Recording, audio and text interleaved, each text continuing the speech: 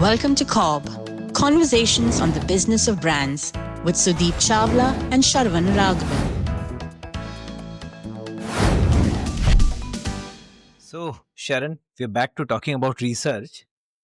I know we have spoken about research earlier, but I find research a very divisive topic. A lot of people want to do it, uh, not sure how to pull it off, are wary of it. And if research was so good, why do only 10% innovation succeed? So these are questions that keep rankling every marketers. Right. So therefore, I think it's an apt time for you to pick this topic up, especially because you have just published a book on a research that you guys have done on snacking. Yeah. I know we referred to it in our episode, couple of episodes back. But I want to pick your brains on research and maybe clarify some doubts in my head as well as heads of listeners who are listening to this episode. So all the confusion basically started when you did an episode called Measure What You Treasure. Correct. Because people only want quantitative stuff now in research. Okay. So I know we've spoken about the research before, the research report that we've published. Yes. It's about snacking and snacking behaviors, how people make snacking choices. But before we go to the report itself, like you said, on research, the biggest contention is that a lot of times I've noticed research is used to confirm what we already believe. In the sense that research is not a sacrosanct tool. It is very important, but it is prone to misuse and it's pretty fallible. One wrong question can completely throw it off track and give you answers that don't resonate with consumers also. Yeah. And I've seen research in my past companies where over-research. I'll give you a small example. At Reckitt, Dettol outside India has a very surface cleaner disinfectant imagery. And India has got the antiseptic imagery. Correct. And here for the floor cleaner, we got Lysol. Yes. So when we wanted to launch a kitchen cleaner, there was a big debate of whether it should be Lysol or Dettol. Because the one theory said people will not use what's on the floor on the kitchen counter because that's not okay. And people said if we can't use Dettol because Dettol hygiene antiseptic imagery. Yeah. So this research, you will not believe, in a company like Reckitt went on for about 4 years. What? Yeah. This is hilarious. And finally, what the resolution was? Launch both. We'll discontinue the one that is not working. This is paralysis of analysis. Exactly. So because once you decide what answer you want, you can conduct any research to prove the answer you want. This is different points of view. And when finally they did this, I think both are still in the market. Wow. Lysol and Dettol. So, wow. And a lot of surveys also, right? They capture intent. So there was this. So when we launched our report, which is Beyond Healthy Snacking, how people make snacking choices, Farmley also launched their report, the Healthy Snacking Report of 2025. And there were a lot of agreements. So we agree that both reports agree that taste wins, that traditional food gets special treatment. Most snacking happens on impulse. Legacy brands dominate. Small packs are preferred. So there were no real surprises there. Okay. Now, despite both the researchers agreeing on all the points, the takeaway from both the researchers were very different because Farmley said 72% actively seek healthier options while snacking. While we said health is not a purchase driver, but health is a post-purchase rationalization. Correct. I remember this. Yeah. So there are two with the same reading. I agree that the demographics would have been different. But when both reports get so much of it right, how can only the takeaway be different? Interesting. I just wanted to go deeper into that and look at how they did it and how the methodology was.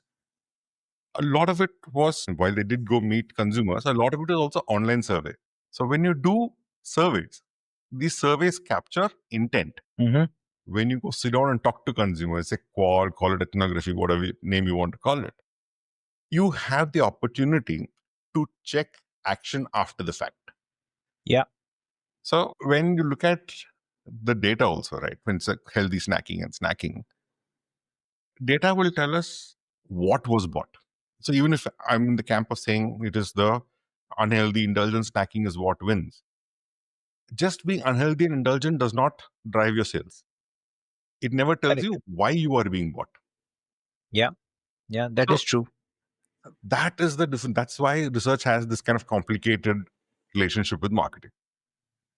So, this reminds me of when we were learning how to measure various aspects of marketing.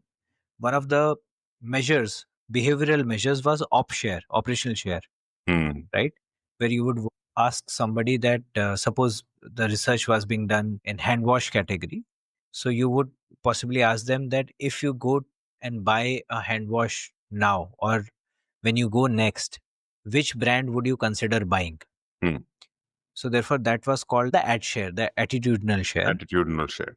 Yeah, or the intention to purchase, as it is called. Then there was something called op share, which used to say that the last time when you went, what is the brand you bought? What did you buy? So that was, again, all of that was claimed. Now there was always a difference between that and market share, right? Always. And it had two derivatives out of it. One was that when you, no matter what the consumer wants to buy, which is either showing in ad share or op share, the shopkeeper has the power to swing the choice by doing various things within the shop. Second was that while consumers claim something, they actually end up doing something else, which is the point that you were making, which is about capturing intent versus capturing action. Absolutely. Okay. No, I think I understand that, and hopefully we are able to make sense to our listeners as well. Now, you spoke about same output being consolidated and referred to very differently, right? So your intent matters there. Now, one part, and I remember we spoke about this in the research, one part very clearly is also about, are you meeting the right set of people? Absolutely. Right? So therefore, how does that become important? What is it that you would want to say about that? So we assume the final consumer to be the consumer in most occasions. But you have spoken about this before, especially given your gems and your Kinder Joy experience, where the mother, and you called it the donor category, right? Yeah. And how Kinder Joy had to convey the goodness of milk in the Kinder Joy to tell mothers how it's also good for health. Oh, there were 4 or 5 goodness in this. That's crazy.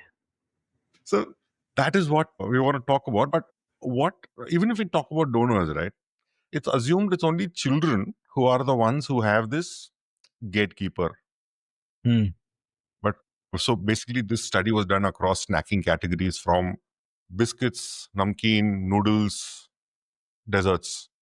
And in this, we realized there is this term that we coined, the lady of the house. So she is the gatekeeper for the entire family.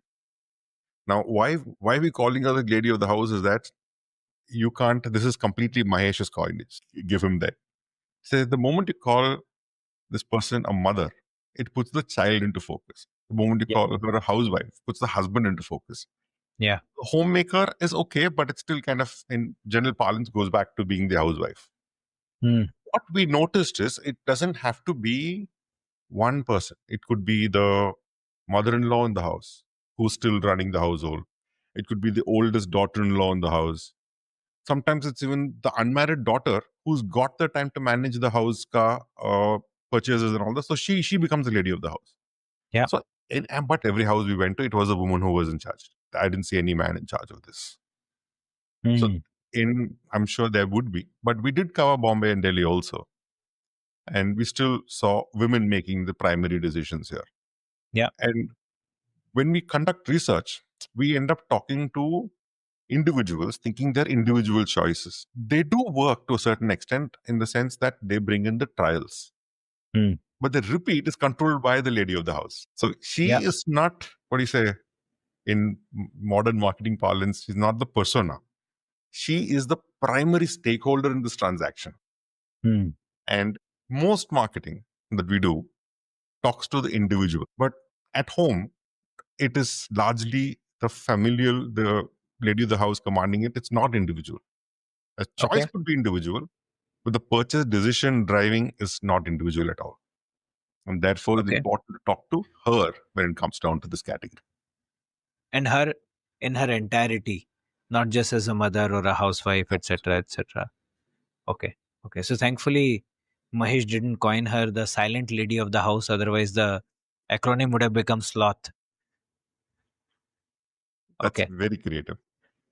So now that you guys studied the lady of the house fairly clearly, are there things that you came across which usually you would not find? And this is not the first time she's being studied. So are there things that you discovered that you found were very different from what has been documented thus far?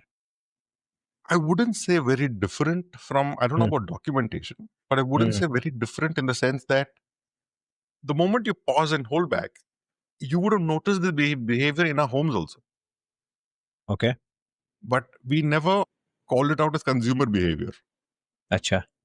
Because it just doesn't fit our mainstream narrative. So, and there are so many contradictions because we like the clean slate logical flow, but consumers don't follow a logical flow. So when we went and met these ladies of the houses, they had so many contradictions between what they say and what they do. So this story of in Varanasi, we're sitting with this lady for it's supposed to be a 30-minute chat, became an hour because she was so indulgent in answering these questions. She says, I avoid maida. But when you ask why is maida bad, she doesn't really have a logic. She thinks maida is bad. So do you use maida in your cooking? No, we don't. Then what do you avoid in maida? Pizza and burger. So when was the last time you had pizza and burger? A few months ago. Okay, then what else are you avoiding? And she struggles. But she's making instant noodles at home. She's making pasta at home. She's serving biscuits at home. But each one has its own reasons to exist. Correct. So when you look at it, they look like contradictions, even hypocritical for a consumer to say one thing and do another. But she's actually pretty consistent with the framework she uses. Fair. So therefore, and this is a very interesting one. You're saying she uses a framework, consistent framework. Yes. While making inconsistent choices. Yes. Okay. So let me explain that. Elaborate a bit. So let's go one by one. Biscuits. Biscuits are something that she's grown up with. She's been told it's good for health because it's baked. So the Maida equation just goes out the window. It comes down to conditioning. And it's not just any conditioning, it is almost a routinized condition. That morning she has with chai, evening she has with chai, she serves it for the rest of the family also. She sits with her children also allowed to have biscuits. But not necessarily cream biscuits. She kind of frowns at cream biscuit, which kids have to go out and buy. She would never stock cream biscuit at home. But it is the plain biscuits, which is your Maris, your cookie, good day kind of cookies. It doesn't have to be good day, but yeah, good day kind of butter cookies. And she stocks all this at home and she keeps serving it to everybody for guests, for her in-laws. But biscuits are seen as healthier of the options and part of routine. So you don't really question it. So it is basically conditioning. Then the issue of Maggie. There are two reasons why Maggie is allowed. Because she grew up eating Maggie. She believes it's not as harmful as it is made out to. So she indulges. And around 4, between like 3 and 5 p.m. in the evening is when kids want this choti book to be satisfied. And she kind of just indulges them, gives it as a permissible indulgence. She passes it off. She says, chalo, do it. Because she doesn't feel like cooking. She just wants some energy for herself also. She doesn't want to go this sabji roti conversation with the kids. She allows it because kids insist, because kids pester her for it, she does. Yeah. Now, the surprising thing was pasta. So I didn't quite understand how pasta made its way. So was pasta free? You mean the Maggie pasta you're talking about? No, that's how we tried first, but it was very expensive and it's so small in portion. So we buy pasta from the Kirana store. So I saw in far off, I wouldn't say far off, in outskirts of Rajkot and all, there were Kirana stores selling pasta right next to rice and pulses. And they actually buy and make pasta at home, but they do it the Indian way. So because I add my stuff to it, I balance it out. I add vegetables also, so kids eat it off. But the fact that she's doing it for cost of Maggi pasta versus actual regular pasta, boiling it, they figured out how to make it, doesn't feel so alien, but it passes off as a meal for kids. So there are different logic for different things, but they work. So therefore, if you were to explain all of these into, again, I'm holding you to your comment that she has this consistent framework for these inconsistent choices. Right. So what framework would you make that out to? One is convenience. Okay. Because it is convenient, it gets through.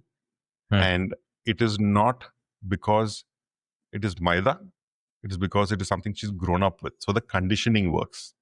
The convenience, conditioning, and the customizability of the pasta.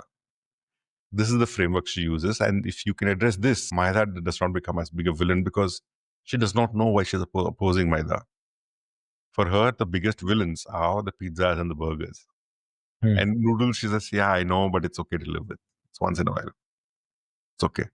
Interesting. Okay, fair. That seems to explain it. So now, if I'm a marketer and I'm listening to this, what do you want me to carry from this? How do you want me to change what I'm doing? I wanted to look at her as the primary gatekeeper. That's the number one point.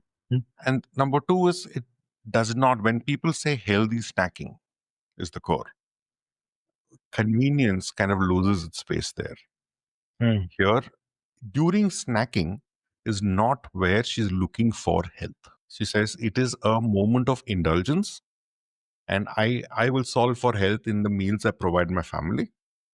This is an indulgence I'm willing to allow them. So health is not my primary driver. So if you're selling a snack or selling an evening indulgence, sell it as an indulgence. Do not over-engineer it, because we'll also come to another point saying how what she's familiar with and how she justifies what she's familiar with. And that's also part of extension of the conditioning point we spoke of. Okay, fair. Let's move ahead. So now, when you talk about this lady of the house, we spoke about the fact that she mixes some goodness, etc., into what she's making. She Indianizes his, etc., which I think goes back to possibly the point that you wanted to mention about the familiarity. Yes. Right? There are ingredients and recipes that she's familiar with. Therefore, she's making those choices. Okay. So the next point I wanted to make was an incident where we were standing at a Kirana store and talking to the shopkeeper. Okay. So a lady came, she asked for 10 rupai ki Maggi, and the boy was handing it to her. And as she was finishing the transaction, it struck me, Maggi doesn't have a 10 rupee pack. So I turned around and looked at her. She was holding a pack that was yellow in color. I asked her, what is that? So she just showed it to me. It was a local brand, Zoopy. She said, okay, I said, do you know this is not Maggi? I said, हाँ, पता है. I'm like, then how come? This is sub Maggi hai. So I'm like, so why this Maggi and why not that Maggi? Said, that's 15 rupees. This is 10 rupees. So it doesn't taste the same. I said, no, Maggi to Maggi hai. But I do all my stuff anyway, so it doesn't matter.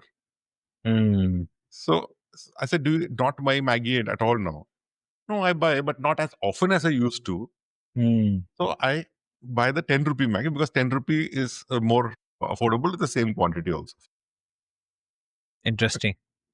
Yeah. Again, comes back to she customizing it, and thereby, by and large, it is like rice. Exactly. And how is giving Maggi okay? Can't you give them something at home? And all the women were like, oh, no, giving Maggi is cheaper. And this happened across a few houses. And we said, so how is Maggi cheaper than giving home food? We did the calculation. The dal chawal or roti sabji and all comes to about 7 rupees at best, even if you use the best of oil. Okay. So we said, so how is it? It's 10 rupees, 7 rupees, and you also add vegetables to this Maggi, as you call it. Yeah. It's almost double the price.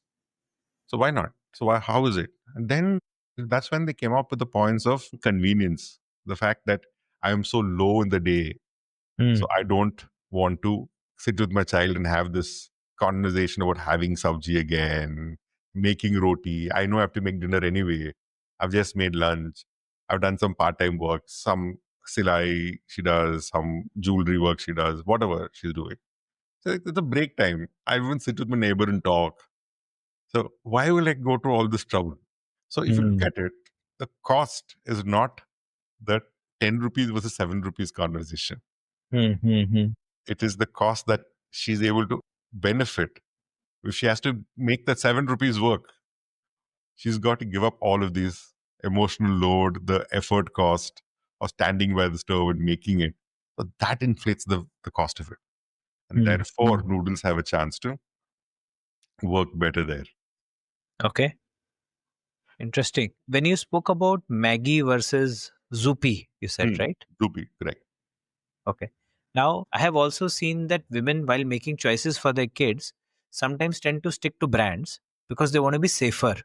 Yes. In those choices, right? So I would assume that, that's where brand loyalty should hold. Yeah. We would think so, yeah. Okay. So but even with the Haldiram's example and the Zupi example, it says top of mind. That's a thumb rule, right? Marketing. Top of mind means you have the maximum share possible. But here it is top of mind doesn't guarantee sales for the top of mind brand. Because these Zupi is a Rajkot based brand. And they've activated the retailers in that region very well. So the first trial was driven by the retailers. So once they've tried it, then they come back and they don't mind picking up Zupi again. They might not call it Zupi. They might ask for Maggi, but when they're given Zupi, they're perfectly fine. And look at Haldiram's. She's such a sworn loyalist. Again, because the retailer said there's some offer and sent that to her instead of a Haldiram's. She didn't even realize until we went and opened the box in the kitchen. So this is where a lot of brands, a lot of the startups also, right? When you work with them, they say the largest brands have the largest market share. It's intimidating. The largest brands do not have to have the largest market share. Like in digital, that you focus on the bottom of funnel activation with your performance marketing. Your trade marketing gives you root level activation. And this is when we say distribution. When you have to build a distribution, it doesn't have to be everywhere all at once. Start in pockets. Even if you're like Zupi is only in Rajkot and surrounding area, maybe a little bit towards Ahmedabad. But that's it. That's where they operate. But in the markets they operate, they're able to outdo Maggi. Nice. And they localized activation and the distribution, because those retailers have to go to wholesale to pick up Maggi. Zupi says, why do you have to go? I'm bringing it to you. Now, we've spoken so much about snacking, etc., etc. There is, what I find fascinating is that brands like Haldiram, for example, that have been around for some time, continue to hold significant market share, brands and formats like Haldiram, Namkeen, etc., etc., despite so many new age brands, new age snacks, etc., coming through. Right. So if what Farmley said, that health is the driver, I don't see healthy snacks, gaining market share that fast, right? So it definitely is not the driver. Might be a post rationalization, but still, what explains people still sticking on to some of the older formats? Familiarity. Because whatever she thinks is familiar or desi, she's okay with. In the sense, so we coined the term home makeability spectrum. Anything that looks like she can make at home. She doesn't have to make it at home. She doesn't even have to know to make it at home. She just has to know that she can make it at home. That's enough to tell her, because when she was a kid, people would have made it at home, no? So even that is good enough for her to say, okay, this is safe to have. Anything that looks desi is good enough. For example, we have this classification of ethnic snacks and Western snacks, right? So these potato wafers fall in the Western snacks category. And we bring it to the consumer. She says, potato wafer is, how is it Western? It is Desi only. Because she's so familiar with it, she puts that in the Desi bucket. She says, Lay's as a brand could be foreign, but potato chips format is Desi only. But Kurkure brand seems Indian, but the corn puffs as a format seems foreign because that is not something I can make at home. Correct. So the less familiar it is to her, the more scrutiny it begets. So I don't make it at home, but I'll buy Haldirams or any brand that's available. And I don't want to go to the halwai for my namkeen. Because the namkeen made by the halwai leaves a residue in my hand and it doesn't last very long. It goes, it gets soft too soon. Yeah. So I'd rather have the Haldirams wala branded packaged namkeen. But I don't want the sweets from Haldirams. I want the sweets from the halwai. I can make both at home, but no, I don't make either. But sweets I will buy from the halwai. So why is that? No, but sweets will go bad very fast. Sweets, it's more important to be fresh. And even there's a bit of a demarcation. Gila mithai and suka mithai. So she's okay to allow a kaju katli or a laddu to come from branded in form of gifts. But she doesn't quite enjoy the rasgulla, gulab jamun, rasmalai. She says sugar and dairy products can go bad very, very fast. Correct. And when brands make it, they're putting so much preservatives into it, the taste changes. Yeah. But when the halwai makes it, we have it immediately, so it is sorted. Interesting. Very interesting. Right. So it goes back to the same thing that there are consumption logics that she has. There's some kind of logic. And plus there is this context. Yes. There's the category logic and the consumption context. So it's the regular behavior, festive consumption, there is daily routine consumption. There are allowances, there are not allowances. So mithai is not brought in the halwai every day. Yeah. She makes sure not to give her in-laws sweet biscuits. She'll try and organize sugar-free or low-sugar biscuits for her in-laws. But during festive seasons, everybody's allowed to have sweets. A little bit. That's how she kind of manages people's wants, behavior. She wants to permit indulgences, right? She wants the end of the day family to be happy. Now, she's not running a military academy or anything. So she knows some things are not good, but it's okay to have fun once in a while. So that's how relaxed she is. We want to make her one way or the other. Binary is not how she operates. No, interesting. I think there are a lot of things that I pick up from here. Almost all examples kind of point to the same thing. Let me try and recapture a variety of things that I've heard thus far. So we started with research, and you quickly first clarified surveys, right? Because it seems that a lot of the startups that you consult think of surveys as research, and thereby you have to make this case over and over again. You said that surveys capture intent, right? So therefore, we must not look at intent as the only truth, because too often it doesn't play out that way, right? You also spoke about intent behind the research. You said that too often, if you're trying to conduct the research, it'll just reconfirm your own biases, your own assumptions, and hence sort of could lead you into different directions. Absolutely. You've given a lot of examples about contradictions, seeming contradictions, and therefore as brand owners we must respect those and think of those as some sort of a logic rather than errors, right? It might seem irrational, but it's always has a logic behind it. So give it its due credit and try to work out the logic so that you could make better decisions. Very interesting one that you spoke about is that 4 p.m. example. The cost is not just the money cost that you're putting on the table. It's also the emotional cost, the effort that is going behind it. And hence, all of it put together possibly sometimes make seemingly expensive options affordable or even cheaper than seemingly very inexpensive but high effort options. Yes. I love the point you spoke about, the lady of the house, saying that we must not look at her unidimensionally, must not look at just her as one role holder. She's a complete stakeholder. Think of her in all regards, and think of her context as well, right? She does not run, the word that you used was, she's not running an army camp. She's trying to manage a set of people and a household, and therefore the context changes, her choices also change. Right? And she might not have consistent logic for everything. Meals logic will not be same as snacking logic, will not be same as gifting logic. Absolutely. So therefore stop making that simplistic assumption. And of course, like you said, it is not just for the lady of the house. I would possibly say, when you are viewing anybody, even the man of the house, although now that I think about it, the acronym is MOTH.